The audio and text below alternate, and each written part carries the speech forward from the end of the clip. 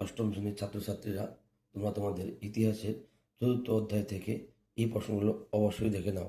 নীল বিদ্রোহের সময় ভারতের বড়লাটকে ছিলেন লর্ড ক্যানিং। শাহুকার কারা? দাক্ষিণাত্যের মহাজনদের বলা হয়। কাকে ভারতের বৃদ্ধ মানুষ বলা হয়? Dadabhai Naoroji. Poverty and un-British rule in India কার লেখা? দাদাভাই নৌরোজি। ভারতীয় রেলপথের জন্য কাকে বলা হয়? লর্ড ডালহৌসিকে। কবে কোথায় প্রথম সুতি বস্ত্র তৈরির কারখানা চালু হয়? 1853 খ্রিস্টাব্দে বোম্বাইয়ে। অ্যাকওয়ার্থ কমিটি কোন শিল্পের সঙ্গে সম্পর্কিত? রেল শিল্প। রায়তওয়ারি বন্দোবস্ত কে প্রবর্তন করেন? টমাস মুনরো 1820 খ্রিস্টাব্দে। সম্পদের নির্গমন তত্ত্বটি ভারতে প্রচার করেন কে? দাদাভাই নৌরোজি। কুলি কাহিনী কার লেখা? Ramkumar Vidyaratna. Wealth of nations কার লেখা? Adam Smith.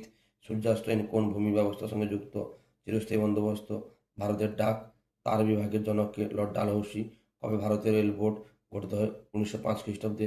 কবে কোথায় প্রথম পাটের কারখানা চালু হয়? 1855 খ্রিস্টাব্দে। প্রজাস্বত্ব আইন কবে চালু হয়? 1885 খ্রিস্টাব্দে।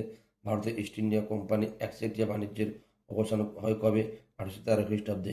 ভিডিও ভালো লাগলে লাইক কমেন্ট শেয়ার করবে এবং চ্যানেলটিকে সাবস্ক্রাইব করে আমার পাশে থাকবে।